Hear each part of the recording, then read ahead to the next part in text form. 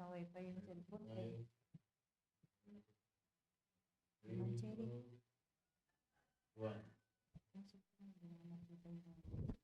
Good morning po sa lahat. Good morning at kahit bagamat malamig, nandito na naman yung mga Jacquemies sa kasama ko. Okay. Bago ang lahat, kami mag-greet muna sa mga nasa dito sa studio. And Merry Christmas! Ayan. So, it's December 12. Andito na naman po.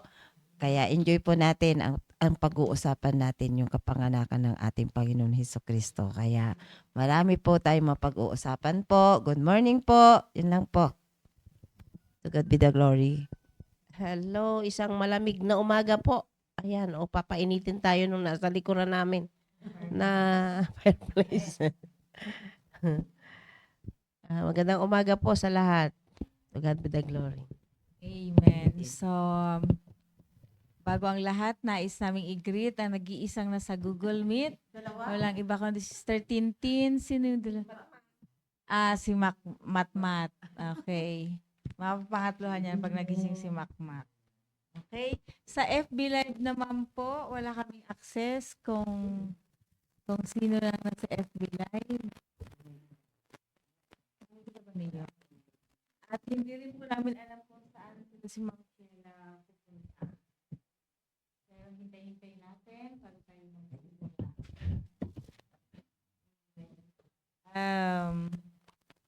Yan, good morning po kay Sir Asherto. Good morning kay Ma'am Jera Richelle. Kay Bradigno Velasquez. Good morning po sa inyo. Good morning din kay Sister Rolyn. Kay Sister Cherry Castro ang may-ari nitong cellphone. At ganun din po si Sir Ariel. Good morning po. So far po, ito pa lang po ang nakikita namin naka-live ngayon sa FB. At maaring siguro sila ay ginaw na ginaw. Kaya hindi pa sila nagigising. Gising-gising na po tayo. Ay, humabol Sister Myra. Good morning po. So, sino magsisimula? Since wala yung pinakabata. Sisimula yung susunod na bata. Baka hindi si Sister Vicky. Matanda daw. Akala ko yung naka-red dyan sa tabi mo. So, ayun. Sa pagpapatuloy po natin, nung nakaraan, andun na yung pinag-usapan natin na ang kapanganakan ng Panginoong Hesukristo, kung paano natin isi-celebrate kasama ang ating pamilya. Kaya masaya yung katabi ko kasi dumating ang kanyang partner. Yes! Akala ko nga hindi namin kasama, baka puyat. Andito naman, nauna pa sa akin kahit ang layo. Maraming mga bata on the line. Hindi, basta masaya, di ba? So, nakakatuwa siya. At least, kahit na hindi niya kasama yung kapartner niya araw-araw, pero inaasahan niya dadating, di ba? Pero kami, hindi na darating, di ba?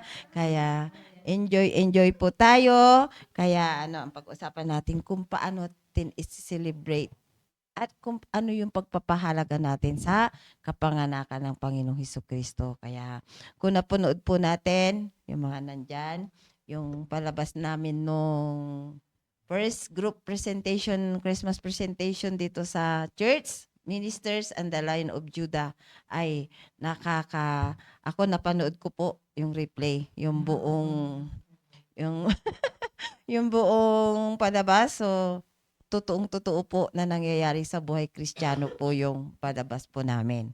Lalo-lalo yung buhay ni Jamaica, talagang totoong-totoo po yun.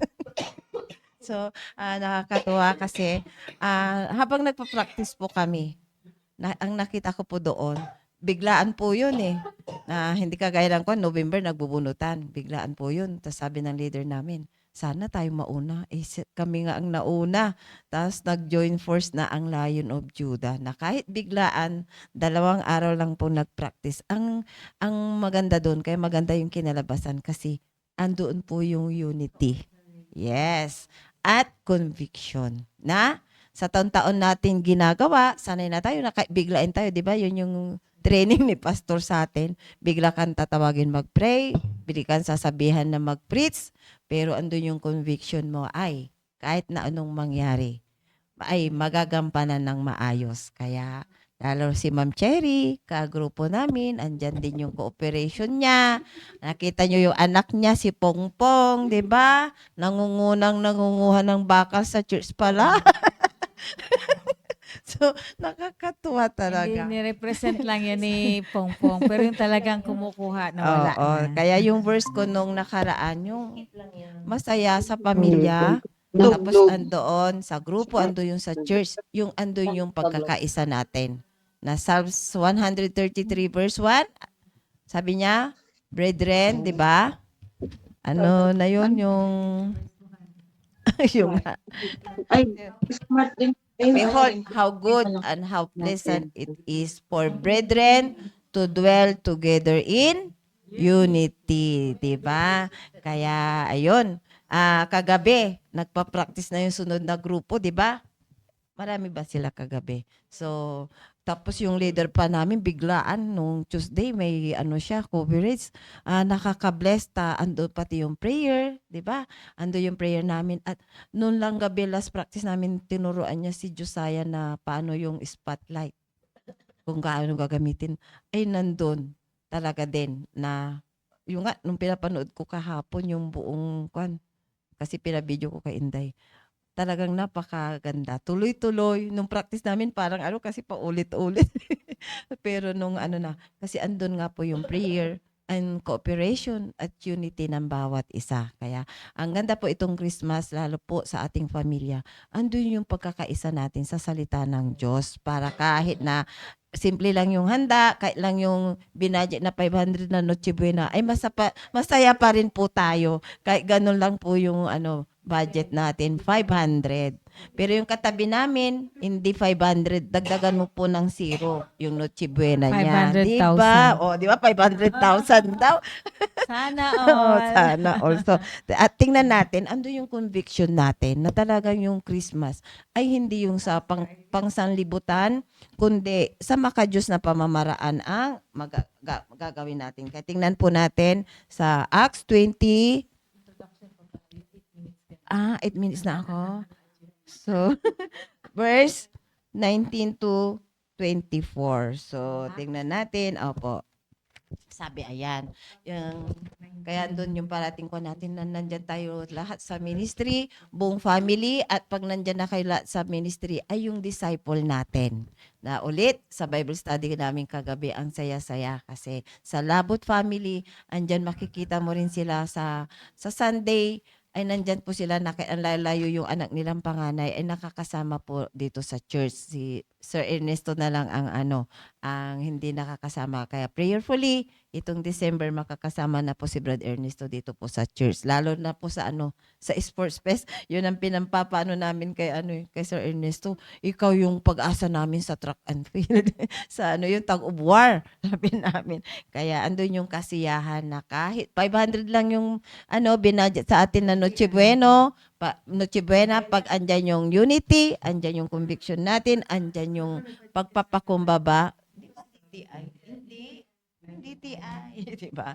So, ang saya-saya natin. Kaya tingnan po natin sa Acts 20, verse 19 to 24, andyan. Serving the Lord with all humility of mind. Ayan. Pag talagang yung isip natin, ang kapanganakan ni Jesucristo, kung ano yung ibig sabihin. And with many tears and temptation which befell me by the lying in wait of the Jews. Verse 20, and now I kept back nothing that was profitable unto you, but have shewed you and have taught you publicly and from house to house. Ayun, yun yung ituturo natin. Nagbabahay-bahay tayo, sabi nga ni Pastor, samantalahin natin kumatok. At may dala-dala tayong napakahalagang regalo. Sabi niya sa verse 21, testifying both to the Jews and also to Greeks, repentance toward God and faith toward our Lord Jesus Christ. And now, behold, I go bound in the Spirit unto Jerusalem, not knowing the things that shall befall me there.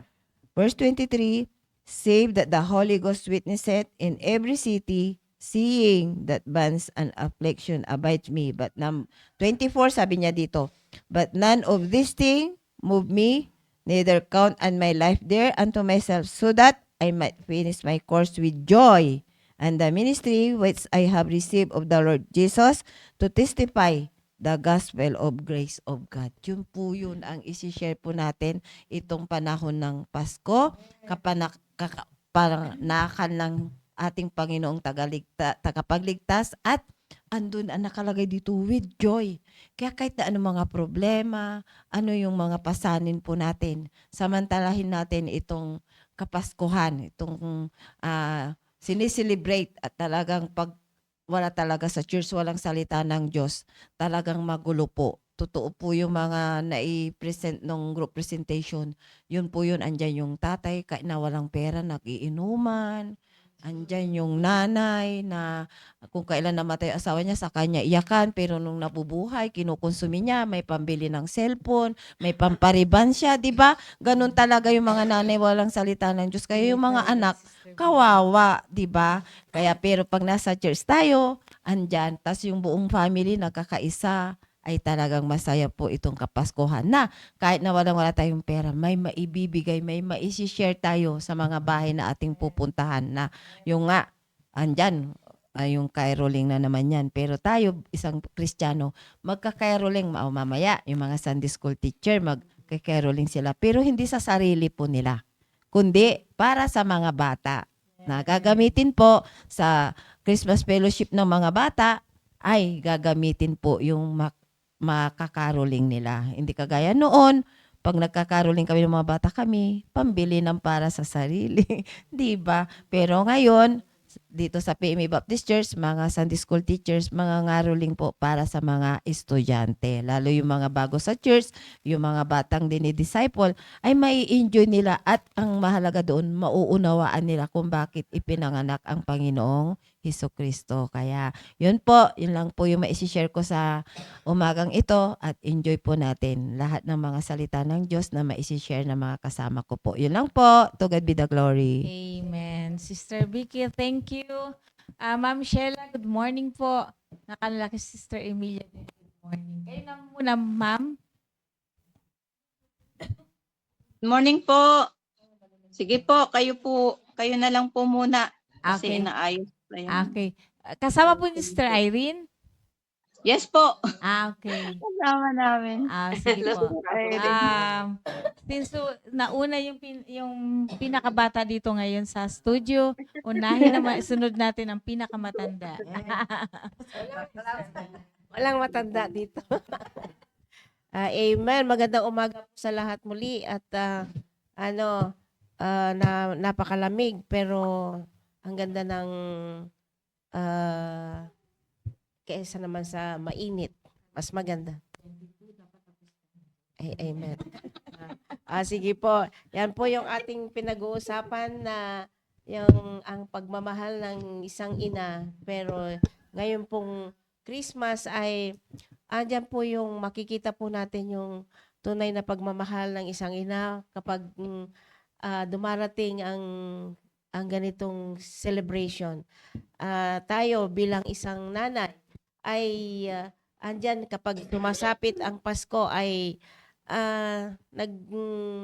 naggagayak tayo ng mga kung ano-anong regalo sa pagkain, pero sa atin bilang isang Kristiyano ay hindi yun ang pangunahin natin ngayon, kundi ang pangunahin natin ay yung bang mapasaya natin ang ating pamilya na tayo ay sama-sama na pupunta sa bahay-sambahan, doon tayo mag-celebrate ng Kapaskuhan.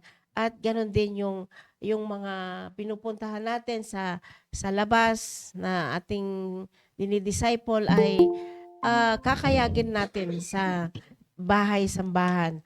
At ang sabi nga po dito sa Luke 2:11, "For unto you is born this day in the city of David a Savior, which is Christ the Lord." Ano ba yung Christmas?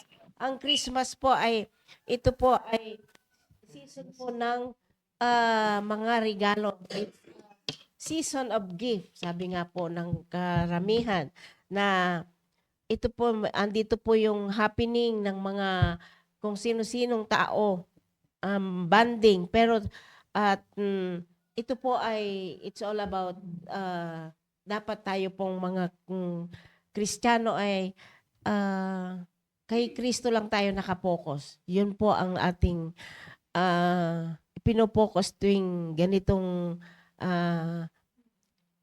panahon at kahit na hindi ganitong panahon. Sabi po dito, who Christ to our family? Sino ba si Kristo sa ating pamilya? Makikita ba natin sa ating pamilya na tayo ay sama-sama na nagwa-worship sa Panginoon kapag ganitong dumarating ang ganitong panahon?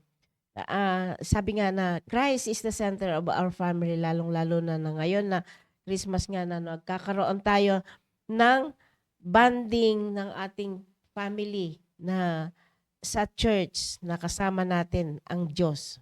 Pwede naman tayong magsaya na ang kasama natin ay ang ating pamilya at mga kasamahan sa church, yung mga kapatiran. Kasi, di ba nung tayo ay wala pa sa Panginoon, masayang-masaya tayo na pumupunta. Kami kasi ang ugali namin sa Nueva Ecija, pumupunta kami sa bahay-bahay kahit hindi namin kilala yan ay kamag-anak. Pupunta kami sa bahay-bahay, magmamano kami. Yan, bibigyan naman kami ng mga, kung ano-anong mga bibigay sa amin. Masayang-masaya na kami pag meron na kaming may ibibigay sa aming barya-barya lamang, ganon. At saka, yung pagkain, ganon po ang namin, tradisyon namin sa Nueva Ecija, na masayang-masaya na kami pagkaganon. Pero, ngayon pong tayo ay nasa Panginoon na, ay ang kasiyahan po natin ay maibahagi po natin si Kristo sa ibang tao. Yan, yun yung ipinapamulat po natin sa kanila. At tayo ay sama-sama na mag-worship sa Panginoon. At di ba sabi nga po dito na tayo nga ay kapag tayo pumupunta sa ibang lugar, kung sakali na sa ating pinupuntahan ay gumagawa tayo ng hindi yung kamunduhang ibinabahagi, kundi yun yung spiritual na pamamaraan. Sabi nga po dito, last po na verse na akin Ecclesiastes 5:1, tingnan po natin doon na, keep thy foot when thou goest to the house of God, and more ready to hear than to give the sacrifice of fools, for they consider not that they do evil. Yun po yung mas mainam po na sama-sama po tayong pumunta sa church at i-google natin ang ating panahon sa pakikinig ng salita ng Diyos. Na yan po yung dapat na mangyari. At ang sabi nga ay, it is more ready to hear than to give sacrifice of fools. Yun, na bakit tayo yung kagaya nung yung magbibigay tayo ng regalo pero wala naman sa atin yung si Kristo. O kaya tatanggap tayo ng regalo na wala naman Kristo sa ating puso. Na sabi dito na si Kristo nga po ay siya yung reason of the season. Yan. At dapat meron po tayong matatanggap na regalo na manggagaling po sa Diyos, na yun po yung magkakaroon tayo ng richly love. Na ang sabi nga po sa 1 Timothy, hindi ko na isulat. 1 Timothy 6:17, na ang sabi po dito ay, charge them that are rich in this world, that they be not high-minded, nor trust in uncertain riches, but in the living God, who giveth us richly all things to enjoy. Na magkaroon tayo ng mayaman na pagmamahal, na yung pagmamahal na ibabahagi natin si Kristo sa ibang tao. Yun po yung dapat po nating makamit itong Christmas season. Yun lang po, at to God be the glory. Bait niya. Kulang po siya ng 1 minute. Okay. Ang susunod naman yung sa kalagitnaan ng bata at matanda. Walang iba kundi ako. Okay? Anyway, sabi nga dito ng unahin, commit our family first to Christ. Kasi ngayong Christmas, di ba? Hindi yung kamukha noon nung hindi pa natin alam kung sino ang dapat celebrant kapag madating ang Pasko. Di ba, pansinin natin ng mga maliliit pang ating mga anak at tayo hindi pa baptist noon. Pinagsisikapan natin bawat isa, dapat lalo ng mga anak natin may bagong damit. Bongga ang kanyang handa. Pipili talaga na maghanda kahit wala nang ihahanda. Kaya pag New Year, nagbabayad na ng utang. Yun ang nangyayari. Pero ngayon na nalaman natin, dapat iunahin ang Panginoong Diyos at pwede nating i-celebrate ang ating Christmas na mas masaya kapag kumpleto ang pamilya. Okay, kaya nga sabi nga dito na ang Panginoong Diyos, dapat kapag natin inuna, ito ay pagpapakita ng buong paggalang sa Kanya at buong pagsunod sa Kanya. Na sinabi nga, i-prioritize natin ang family kasi unang-una nga, ang family naman natin ang first institution na talagang create ng Panginoong Diyos. Na kaya nga sabi nga, napaka-importante yung family kasi mula sa family, kapag naging maayos ang ating family, nang anuman paglabas nila, pag sila ay lumaki na, nagkaroon na ng katungkulan, lalo-lalo sa gobyerno, hindi sila makakatulad ng ibang nasa DPWH. Okay. Kasi alam nila yung principle, alam nila yung dapat gawin, kahit anuman yung temptation, anuman yung mali-malitang pera na nandoon sa harapan nila, hindi nila ipagpapalit yung natutunan nila sa Panginoong Diyos. So sabi nga, sa pamagitan ng bilang isang nanay, sabi nga dito, kailangan tayo ay unang-una, tayong binigyan ng responsibility na turuan natin ang ating mga anak na magkaroon ng prinsipyo sa buhay, na sila ay matuto kung ano ang dapat anuhin, ang dapat pag-uugali, kung ano, paano mamumuhay, na bagamat tayo ay punong-puno o napapaligiran ng mga tukso, temptation, sabi nga, pero kapag ikaw ay nataniman talaga ng salita ng Panginoong Diyos, hindi mo yun ipagpapalit. At sinabi rin dito, kapag ang pamilya natin ay na-serve bilang isang nanay, tayo nagsiserve din kasi sila tayo nagpapalaki sa kanila eh. Binigyan tayo ng responsibility alimbawa isang bata. Binigay sa ating responsibility ng Panginoon para mapalaki natin siya ng maayos at kalugod-lugod nga sa paningin ng Panginoon. So sabi nga dito tayo kapag hindi naman tayo makakapag-serve kung wala tayong love, wala tayong honor at dedication. Kaya ang sabi nga dito, kapag ang pamilya natin ang inuna, sabi nga dito tayo ay nag-demonstrate ng obedience at true devotion sa Panginoong Diyos. 1 Timothy chapter 5 verse 8, sabi nga, But if any provide not for his own, and especially for those of his own house, he hath denied the faith and is worse than an infidel. Hindi pinag-uusapan dito yung ipoprovide mong material, kundi pinag-uusapan dito yung spiritual na mai-provide mo para sa pamilya. Kasi sabi nga dito, kahit anong-ano man na meron ka, pero kung wala ang Panginoong Diyos, empty pa rin ang buhay natin. Sapagkat ang family ay dinisign originally talaga ng Panginoong Diyos. Sabi ko kaninang unang-una, siya yung first institution na in-establish ng Panginoon para tayo ay mag-serve sa Panginoong Diyos. At kapag hindi natin in-acknowledge ito, hindi natin in-acknowledge sa family natin ang Panginoong Diyos, wala rin patutunguhan yung kung walang Panginoon sa atin.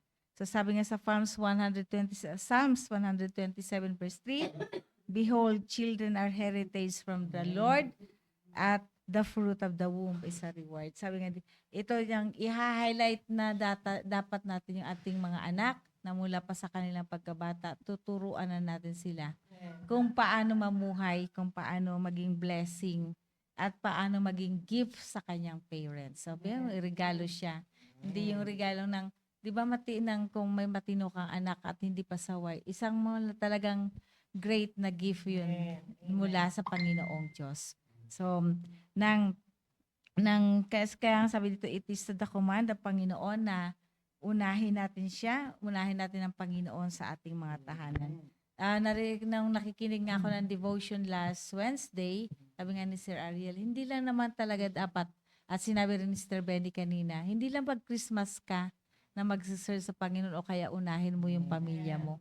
Kundi everyday dapat nandoon nga, tutukan natin. Kaya sabi nga sa Deuteronomy, di ba, na kahit ikaw natutulog na kayo, nakahiga, naglalakad man kayo, kumakain man kayo, ituro mo kung paano maging matinong tao ang iyong mga anak.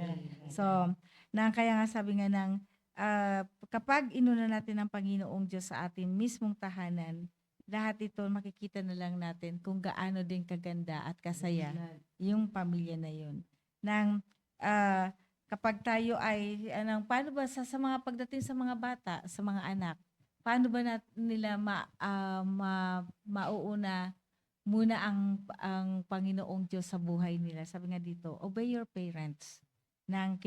Dapat i-honor yun. Kasi sabi nga, ito ba, di ba? Ito yung commandment ng Panginoon Diyos na may promise na i-obey natin ang Panginoon. Sinabi rin sa Colossians 3:20-21 kung paano dapat ang isang anak mapiplease niya ang kanyang Panginoon, kundi bigyan ng honor ang Panginoong Diyos. So, ito bilang isang parents, lalo-lalo na bilang isang ina, at tayo ay responsibility natin na i-acknowledge natin, yung maging ministry ba natin, ang ating family natin. Yung ating tahanan, ang unahin natin maging mission field natin. Kasi nakakalungkot naman na humayo tayo ng humayo pero hindi natin naayos yung ating tahanan. Unahin talaga natin, dapat unahin muna natin ang family natin. Kasi kung ano man ang resulta dun sa family natin, nagre-reflect naman din yun sa mga dinidisciple natin. So, dapat hindi mawawala yung nurturing, yung protection, yung pagtuturo spiritually and physically. Sapagkat sabi nga dito, part ito ng command ng Panginoong Diyos sa isang family. I-prioritize natin ang family. Kapag prioritize natin ang family, sabi nga, ipina-prioritize din natin yung Panginoong Diyos. Tayo ay naatasan na magkaroon ng mapalad tayo, meron tayong mga anak, meron tayong family na tinatawag kasi yung iba nga mag-isa lang sila, wala silang family inaano, pero nang mapalad tayo nagkaroon ng privilege na magkaroon ng i-monitor, imo-mold, ino-nurture na family. Kaya nga sabi nga dito, para maging maganda ang ating, sabi nga, paano natin madadala ang to put family first is to put God first. Sabi nga, unahin mo ng Panginoong Diyos at kasunod na yun, yung family natin. So, kapag ginawa natin yun, sabi nga yung dedication lang natin para sa ating family, ito ay pinakita na natin yung obedience natin kung paano natin ino-honor ang Panginoong Diyos. Kaya kung gaano makahirap, gaano man sabi nga magdala ng isang family, mag-mold ng isang bata, hindi ito magiging mahirap kapag inuna muna natin yung Panginoong Diyos. Sabi nga, ulitin ko, to put family first is to put God first. Yun lang po, to God be the glory. Ma'am Sheila, kayo na po.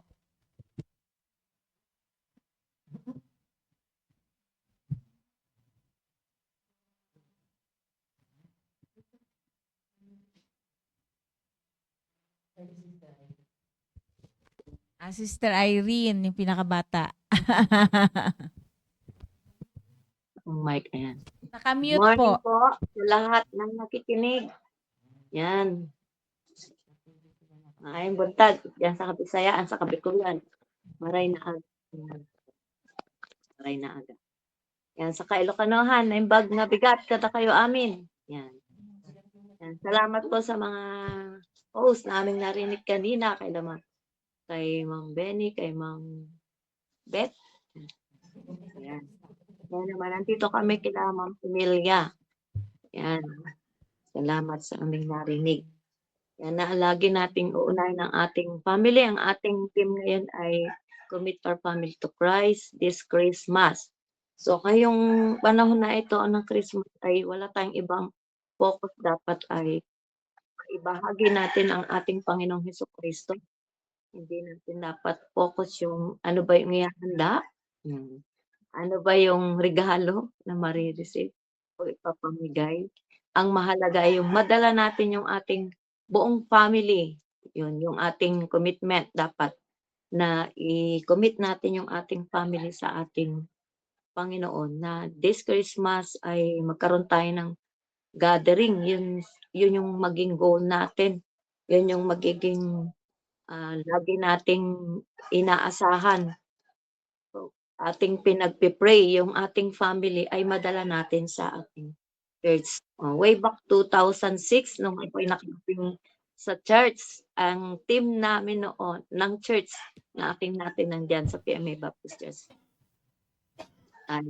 family first. Kaya doon ako nagkaroon ng burden sa aking family. Sabi ko, gusto ko rin yung family ko madala ko sa church. At unti-unti, nadala ko sila. At sabi buksan natin sa Romans 10, verse 1, na magkaroon tayo ng desire na madala natin yung ating family, na ang desire natin ay sila ay masave. So brethren, my heart's desire and prayer to God for Israel is that they might be saved. Katulad ni Apostle Paul, nagkaroon siya ng desire na yung kanyang family madala niya sa church o yung sa Panginoon mailapit sa Israel, yung Israel. Sa atin naman, sa ating family naman, yun yung burden natin. Yung prayer natin to God for our family is that they might be saved. Yun ang main na focus natin this Christmas. Hindi gathering na kung minsan, kadalasan kapag nandun na tayo sa kalagitnaan ng gathering, nakakalimutan natin yung ating purpose. Ano ba yung purpose natin? Dapat uunahin natin yung family natin madala sa church, mabahagian sila ng kaligtasan, yung salvation, yun yung unang-una. Kaya ang lagi kong goal kapag ako ay nakakapunta bira akong umuwi ng Cavite, pero magmula nung ako ay naging Baptist, na save ako. Talagang yun yung aking goal.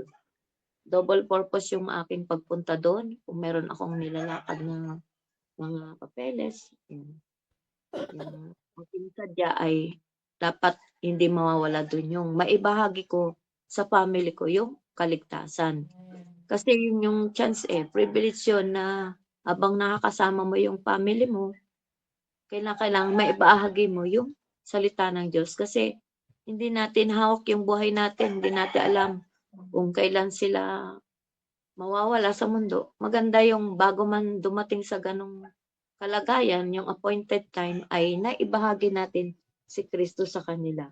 At paano sila magkakaroon ng faith, paniniwala sa Panginoon? Kung wala tayong naibahagi sa kanila na sila ay ignorant pa sabi rito, for they being ignorant of God's righteousness and going about to establish their own righteousness have not submitted themselves unto the righteousness of God, sabi sa verse 3.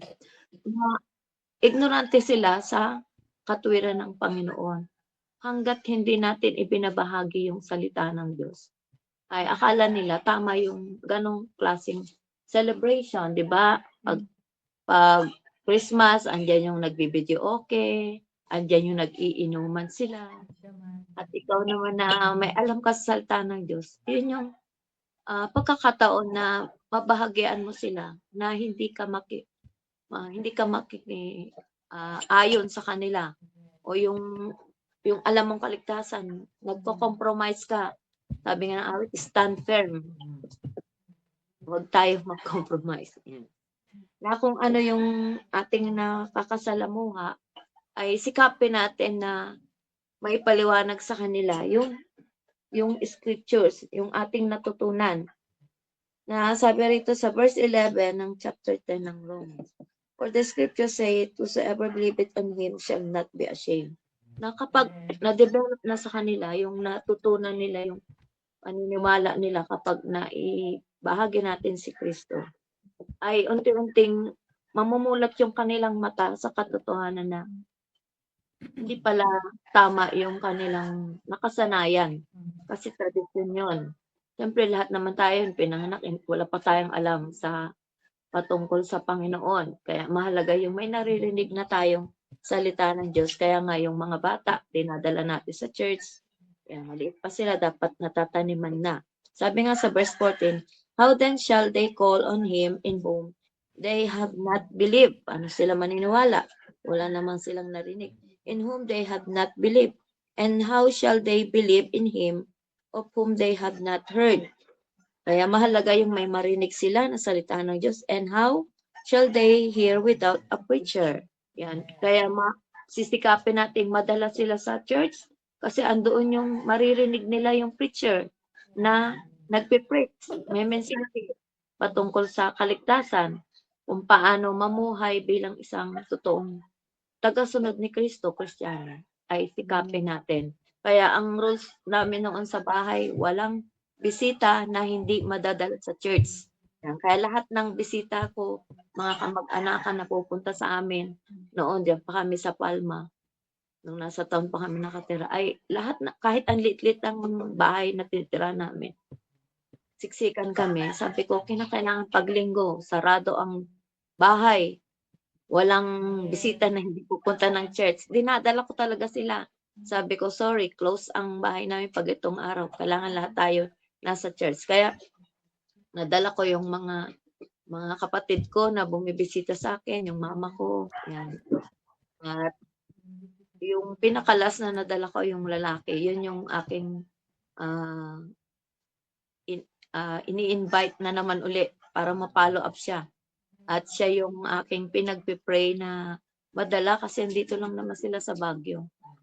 Sobrang busy kaya pero pinagpipray ko sa kanila magkaroon sila na panahon para sa Panginoon na Sunday is for the Lord. Yun yung sinasabi ko sa kanila na baliwala yung mga trabaho natin, yung mga kinikita natin, perang yan, mawawala din. Pero yung mahalaga, yung may narinig tayong salita ng Diyos at higit sa lahat, yung kaligtasan na ibahagi natin sa ating family. Kasi isang araw, hindi naman natin alam kung hanggang kailan. Kaya nagpapasalamat ako sa Panginoon yung kapatid ko na si Jackie Lou, bago man lang siya pumanaw, umalis, kasi nagkaroon siya ng sakit, cancer, ay talagang sinikap ko kahit hirap siyang magsalita. Kasi every time pupunta ako ng Cavite, wala siya.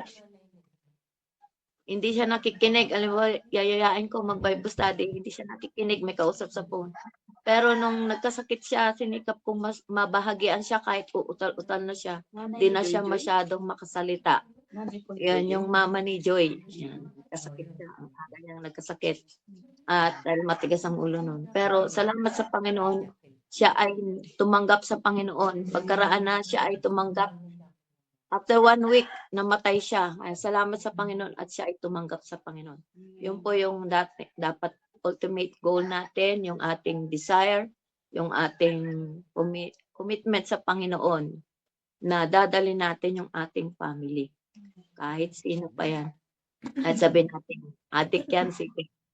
Ay sikapin natin na itong Christmas, pagkakataon natin mabahagian sila ng kaligtasan kapag ganito ay pagtitipon. Lamang po, to God be the glory. Amen, Sister Irene. Thank you. Ma'am Sheila po.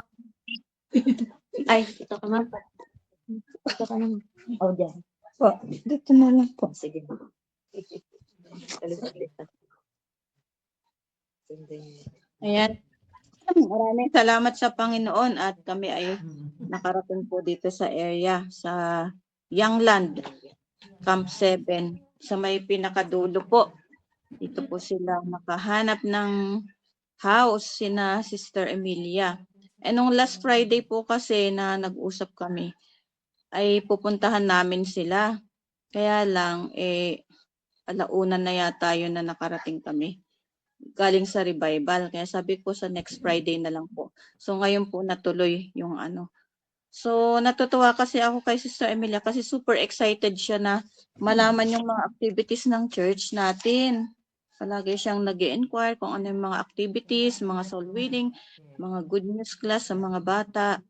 Kaya nakakatuwa po yung kanyang desire na mag-involve sa mga activities. Kaya hindi naman pwedeng ano po yun. Hindi pwedeng ipagwalang bahala. Kasi maganda yung mga ganun na mga tumanggap sa Panginoon na very excited po sila na makita yung mga ginagawa natin sa church. Yan po. So dito po yung ano natin, yung topic natin is commit our family to God this Christmas. Yan, yun yung program natin ngayong December. At nakakatuwa, nandito rin si Sister Maureen. Nagkasama silang mag-ina sa church na naisasama ni Sister Emilia na umattend sa church. At meron lang po akong mga parang mahaba to pero paiksing ko na lang. This Christmas time, we must enjoy the love of God in our hearts. Yan. Yun nga, hindi nga lang Christmas, kundi araw-araw naman na ma-enjoy natin yung pagmamahal ng Diyos sa ating buhay. Yan po. Kaya kami nga buong pamilya si Pastor RJ, marami siyang mga iniisip Pero hindi ko siya nakikitang malungkot Pag nandoon siya sa bahay, although marami siyang napapagalitan ng mga full-time ganito, hindi nila alam yung gagawin nila pag wala ako, sinasabi niya sa akin. Lahat ng mga kabigatan sinasabi niya sa akin, pero nakikita ko siya na nakangiti. Sabi ko, nagagalit ka tapos nakangiti ka naman. Tapos yung mga anak namin, nai-enjoy namin yung pagsasama-sama naming family. Dahil wala silang sinasabi na problema. Nag-uusap-usap lang kami sa bahay namin, yung mga ginagawa ng mga full-time. Parang natatawa lang kami sa mga ugali ng bawat isa. Ganun din sa amin. Natatawa ako kasi si Belte, mama, ganito. Nag-uusap-usap kami tapos bigla kaming magtatawanan. Ay, oo nga pala, ganyan pala sila, ganyan. Nagtatawanan kami sa bahay kapag nag-uusap-usap kami. Hindi yung mag-uusap kami ng tungkol sa problema, parang nabibigatan kami, hindi po ganoon Kasi nag-uusap-usap kami, biglang magtatawanan na lang kami. Tapos nakakatuwa yung ganong pamilya. So makikita natin na merong pagmamahal talaga ng Diyos. Although meron talagang ginagawa din ang diablo sa atin upang tayo ay malungkot, upang tayo ay ano, pero hindi pwedeng yung kalungkutan ang magkokontrol sa atin. Opo. Sabi dito is, palagi nating iisipin na yung salvation natin na tinanggap ay napakahalaga. Kasi last Sunday, yun po yung preaching ni Pastor RJ, yung blessing na tanggap natin, na tinanggap natin sa puso natin si Jesus Christ. So Jesus Christ is inside our hearts. And Jesus Christ, yung pangalan niya is Emmanuel, which is being interpreted God with us. Kaya yun yung sabi nung Wednesday ulit ni Pastor RJ na wala namang kahirapan pag tayo ay nag-invite ng bisita o nag-soul-winning. Hindi na mahirap yan kasi pinaghirapan na ng Panginoon dun sa cross ng Kalbaryo. Ano bang mas mahirap, yung mag-invite tayo o ipako pa tayo sa cross o punta tayo sa impyerno? Ayun. So ang pinakamahirap dun is yung ginawa ng Panginoong Hesukristo. Sabi dito is, the blood of Jesus Christ symbolize the love of God to man. It symbolizes the blood that shed on the cross of Calvary. Yung blood na yon na tinubos tayo sa ating mga kasalanan, yun yung pagmamahal ng Diyos sa atin. The blood that shed on the cross of Calvary to pay from the penalty of our sins. So yun lamang po yung ating iisipin na hindi lang Christmas iisipin natin na yung dugo na dumanak dun sa cross ng Kalbaryo, yun yung pagmamahal ng Diyos sa atin. So every day, we must always experience the love of God. So sino ba si Jesus Christ sa ating buhay? Yun nga yung mga kinakausap ko na mga mothers sa area. Marami silang problema. Yung isa na naman na in-invite ko, nasa hospital na naman daw. Na paulit-ulit kong ini-invite. Tapos ngayon, nasa hospital na naman po. So sabi nga ni Pastor RJ, pag talagang tinanggal nila ang Diyos sa buhay nila, hindi sila masaya Merong mga mangyayaring hindi maganda. Yun po, kung walang Diyos talaga sa buhay nila. So sino ba si Jesus Christ sa ating buhay? So magkaroon tayo ng personal relationship sa Kanya. Kaya nga tuwing pupunta tayo sa area, palagi nating iisipin kung ano na namang ipapagawa ng Diyos, pinapagawa ni Jesus Christ sa atin pag pumunta tayo sa area. Dahil hindi naman tayo talaga yung magdadala sa tao, kundi tayo ay gagamitin lamang upang tayo ay magdala ng salita ng Diyos sa buhay po nila. So, wag po tayong malungkot na halimbawa, merong tayong mga nakikitang mga tao sa paligid natin. Sabi nga ni Pastor RJ, kapag may mga nanay ako na nakakausap, sabi niya sa akin, bakit kailangan yung ibang taong magkontrol sa kanila? Dapat ang magkokontrol sa kanila yung salita ng Diyos na naririnig nila. Yun po. So, sabi dito is, do we have a personal relationship to God? Sa akin personally, I know that Jesus is my God. And Jesus means Savior. Jesus came to earth to save ourselves from sins, from the penalty of our sins. No matter how good we are, we can't eliminate sinful nature present in all of us. Kahit pa gaano kabuti yung ginagawa natin, meron pa rin tayong sinful nature. Kaya ako bilang anak ng Diyos, ayokong magmalaki na kapag may tinuturo si Pastor RJ na mensahe, palagi kong iniisip na yun ay para sa akin. Sinasabi ko sa aking sarili, meron akong sinful nature, kailangan ko pang baguhin yung ibang mga masasamang pag-uugali ko. So only Jesus can do that. Kaya nga, kapag may nakakausap din akong mga mothers na meron silang bigat na bigat sila sa problema nila dahil sa ugali ng iba, palagi kong iniisip na isipin natin na si Jesus Christ lang ang makakapagbabago sa ating buhay. Jesus didn't came to help people save themselves. Hindi naman sinabi ng Panginoon na kayo yung sarili nyo ang makakapagligtas sa inyo.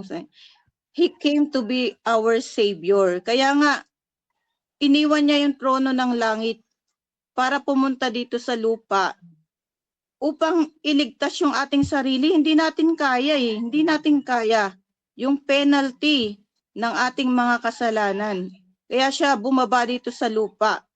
Yun yung palaging pinapaliwanag ni Pastor RJ sa atin na hindi natin kaya kung wala ang Panginoon sa ating buhay. So, we should thank Jesus Christ for His death on the cross for our sins and then ask Him to take control of our life. So, our new life begins when we got saved. Kaya nagkakaroon tayo ng doubt. Nagkakaroon tayo ng pagdududa kung walang pagbabago yung ating sarili. Isipin natin kung totoo talagang tinanggap natin si Jesus Christ. Kailangan talaga mabago yung kasi malulungkot din si Jesus Christ kung hindi tayo nagbabago sa ating sarili. Kung palagi na lang tayong malungkot, palagi na lang tayong may kabigatan sa ating sarili, kapag kinausap tayo, parang bigat na bigat tayo sa mga problema natin. So, gusto ng Diyos na siya yung mag-control sa atin.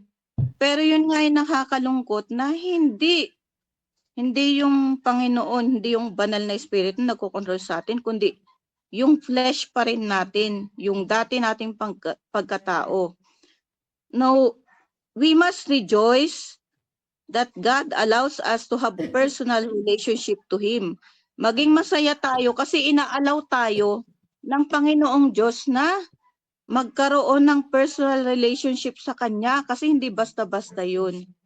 Na ang Panginoong Hesukristo gusto niya na palagi natin siyang makaka-fellowship dahil siya yung Diyos na makapangyarihan. Ang hirap lumapit sa Kanya kung hindi tayo totoong ligtas. Yon. Jesus was God in the flesh and thus God was literally among us. Yun yung dapat nating isipin na si Jesus Christ ay nagkatawang tao and then pinako siya sa cross, namatay, inilibing, nabuhay siya ulit, nasa langit siya at gusto niya na yung kanyang sarili ay magmamanifest, yung may papakita natin si Jesus Christ sa ating pagkatao. So yun ang gusto ng Panginoon sa atin. So, through the Holy Spirit, God is present today in the life of every believer. Hindi lang sa akin, kundi sa inyong lahat. So in this Christmas season, we must be joyful to share Jesus to our family. Spend our time to worship Him by praising and offering Him gifts, just like the wise men did. And then lastly, babasahin ko po yung Matthew chapter 5 verse 43 to 45. Kasi ito po yung napakahirap nating gawin bilang mga anak ng Diyos. Sabi ng Panginoong Hesukristo sa Matthew chapter 5 verse 43, "Ye have heard that it hath been said, Thou shalt love thy neighbor and hate thine enemy." So ito po yung dating katuruan ng mga Hudyo na sinansala ng Panginoong Hesukristo na binago niya. Sabi niya, narinig niyo na ba na sinabi na mahalin ninyo ang inyong kapwa at kamuhian ninyo ang inyong mga kaaway. Pero sinasabi ng Panginoon, verse 44, "But I say unto you, love your enemies, bless them that curse you, do good to them that hate you, and pray for them which despitefully use you and persecute you. Verse 45, that ye may be the children of your Father which is in heaven. For he maketh his sun to rise on the evil and on the good, and sendeth rain on the just and on the unjust. Verse 46, sabi niya sa mga disciples niya, for if ye love them which love you, what reward have ye? Do not even the publicans the same? Kung ang mahal lang natin ay yung nagmamahal sa atin, kung ang mahal lang natin ay yung mga nagbibigay sa atin ng mga regalo o nagbibigay sa atin ng pabor, sabi niya, kagaya din tayo ng mga publikano, yung mga yung mga publicans kasi yung mga nagpapakitang tao lamang. Yun. Sa verse 47, and if ye salute your brethren only, what do ye more than others? Do not even the publicans so? Yun dahil nagpapakitang tao. So verse 48, sabi ng Panginoon, be ye therefore perfect, even as your Father which is in heaven is perfect. Ibig sabihin ng perfect, sabi ng pastor natin, is mature. Kaya kahit na may naririnig tayong hindi maganda na sinasabi ng iba sa atin, may mga judgments sila na hindi naman sa palagay natin ay hindi naman talaga natin ginagawa, is ipanalangin natin yung mga tao na yun. Doon nga sa area namin na merong mga magulang na nagsasabi na, ay, Katoliko kami. Hindi kami pwedeng pumunta dyan sa church ninyo. Tapos sinasabi na naman ni Pastor RJ sa akin, pag nagsasabi kasi ako yung ginagawa ko sa area, bakit hindi mo sinagot? Anong klaseng simbahan yung sinisimbahan ninyo? Ha? Iyan naman ako magsalita sa kanila ganun. Sagutin mo. Tapos, sabi niya, ipaliwanag mo sa kanila na hindi naman yung relihiyon ang inaano natin, kundi yung relasyon nila sa Panginoon. Ganon. Kaya kapag may mga naririnig tayong mga ganyan, nasabi nga ng pastor natin nung Wednesday, na hindi nila naiintindihan yung ating ginagawa. Bakit pumupunta tayo sa church Sunday morning, Sunday afternoon? Bakit kailangang pumunta pa ng Wednesday? Bakit Saturday nandyan pa rin tayo? Kaya wag tayong malungkot halimbawa na merong mga ganong tao na nagsasabi ng mga hindi maganda sa atin. Kaya nga sasabihan ko na naman si Sister Isa na palagi kong sinasabi sa kanya na ipag-pray natin, ipanalangin natin, punta tayo sa altar. Yun na rin yung sinabi ni Pastor RJ. Punta ka sa altar, manalangin ka sa mga problema mo. Kasi yung kabigatan natin kapag nakausap natin ang Panginoon, parang gumagaan po. Nakakatuwa ngay na pag minsan hindi maayos yung mood natin, hindi maayos yung natin sa araw-araw. Tapos pag nakapanalangin tayo, mag-iiba na naman yung ating mag-iiba yung ating mga mood. Parang nagiging mabait na tayo ulit. Ganon. Kapag nakapakinig na tayo ng preaching, makikinig tayo ng preaching, mag-iiba na naman yung yung mga ugali natin na hindi maayos. Talagang ang Panginoon talaga nag-aayos ng ating pag-uugali. Kaya napakaganda po yun na palagi nating kilalanin. Let's know God more and more. But hindi lang tayo. Natin yung pamilya natin. Encourage natin yung pamilya natin na makilala pa rin ang Diyos na totoo. Yan po. Kaya nakakatuwa po yung pamilya namin Parang wala ngay kaming away sa pamilya. Halimbawa may mga yung isa, may pagkukulang yung isa. Parang nagbibiro-biroan lang kami na naman Belte, di ka na naman nagugas ng plato, ano naman gagawin mo sa labas. Parang ganun. Hindi yung ganito. Parang walang ganun sa tahanan namin. Parang may mga problema pero naaayos ka agad . Yun. So maganda na palagi nating iano yung salita ng Diyos palagi. Let God magnify in our in our life.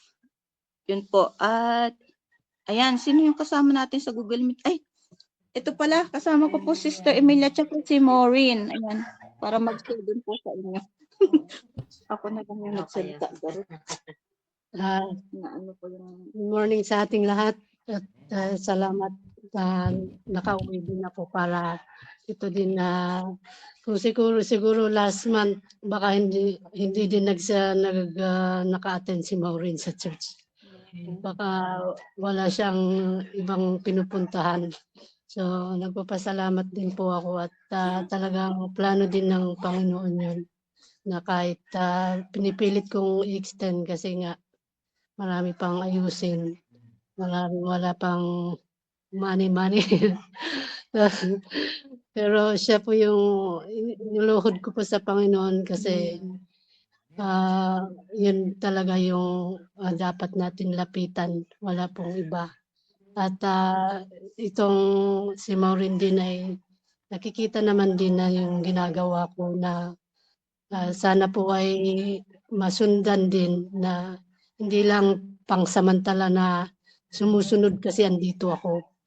Pero yung ay nung pag umalis ako ay tuloy-tuloy siyang mag-attend. At hindi naman din para sa akin yun para din sa kanya yun. Para may maituro din sa kanyang family, may masundan din yung anak niya. At wala naman impossible na sa Panginoon. Kasi lahat naman tayo ay may attitude din, may pagkakamali din. Ako din naman mismo, ako din Bible student pero marami pang akong kailangan ayusin din sa pag-uugali para maging encourage tayo at maging modelo tayo sa ating family. At ito nga ang harapan namin na bahay, minsan magdamag silang nagiinuman, maghapon. Pero paano ko kaya i-approach sa mga to? Parang nagigilty ako na nakikita ko sila, mga lalaki kasi at kailangan kong ilapit din na maano sila. At yun lang po, salamat. Maureen, mag-queue ka lang. Yun lang.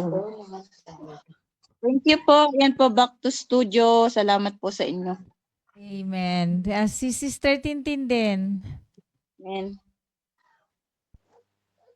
Good morning po sa lahat. Muli po, nagpapasalamat po sa devotion na ito. Wala na po talagang ibang masaya kundi yung ang buhay ay nasa Panginoon. Thank you po. May drummer dyan sa inyo Makmak. Amen. Thank you. Sa mga mothers naman na nandito sa studio, pakinggan natin si Sister Jamaica. Ang best actress daw ng Ministers saka Judah. Ayan, good morning po sa ating lahat at Merry Christmas po sa ating lahat. Ayan, nagpapasalamat ako dun sa sa mensahe na naman ngayon na talagang unang-una. Yan lang po, to God be the glory. Amen. Nagpapasalamat din po kami dito sa mga host sa Mother's Devotion dahil paulit-ulit po na every time na nandito kami every Friday ay masaya po yung pag-uusap-usap at kagaya nung sinasabi ni Ma'am Sheila na minsan may mga na dinadala rin tayong mga problema pero pagka alam natin na kasama natin ang Panginoon ay masaya na napag-uusapan pero hindi yung nagdadala ng matinding kalungkutan. Kaya salamat sa Panginoon na meron tayong ganitong devotion every morning. Salamat po sa mga host. Amen. Doon tayo nagtatapos. Sabi nga ni, tama nga yung Sister Risa pa pala. Sister Risa. Good morning po sa lahat. Maraming salamat Sorry. po sa mga host at sa mga napakinggan po. At yun lang po. Amen. Okay. Sabi nga ni Ma'am Sheila kanina, kapag hindi natin in-acknowledge na tayo ay sinful nature, wala nang ibig sabihin noon na hindi tayo na magpapakorek. Hindi na tayo kasi isipin natin, magaling na ako, ganito. Hindi po yun dapat. Lagi nating isipin na tayo ay Amen po. makasalanan at tayo hindi perfecto. Meron pa rin tayo na habang araw-araw tayong namumuhay, meron pa rin tayong na para matuto. Okay, so at ang importante nga sabi nga, ayusin natin yung personal relationship natin sa Panginoon at siya na yung bahala doon. So, tapos na tayo at before tayo magpaalam, i-request ko si Sister Benny na siya ang mag-closing prayer. Sige po, manalangin tayo. Dakilang Diyos, maraming salamat po Panginoon muli na sa amin pong na pakinggan na mga salita nyo, Panginoon, na ihayag ay andun po na yun po ay mapulot ng bawat isa, Panginoon, at sa ganitong panahon, Panginoon, ay andyan po yung pagmamahalan, Panginoon, pero hindi po na ngayong panahon lang na ito ang dapat na ipadama ang pagmamahal ay para po yun po ay araw-araw po natin na ipadama sa bawat isa ang pagmamahal. Bagaman, Panginoon, may mga kabigatan po ang bawat isa, pero alam po namin, Panginoon, na pag nilapit po namin sa inyo lahat ng aming kabigatan ay andun po yung paggaan ng aming kalooban, Panginoon. At nawa, Panginoon, ay sa season na ito, Panginoon, ay andun po yung pagkakaisa ng bawat isa at pagmamahalan. Panginoon, nilalapit po namin ang lahat po ng aming pong mga gagawin sa araw na ito. Ang pagbubuhos po sa construction po, Panginoon, ay pagpalain niyo po ito at i-provide niyo po, Panginoon, ang lahat ng pangangailangan. At ingatan niyo po, Panginoon, ang mga magtatrabahong mga kapatiran, Panginoon.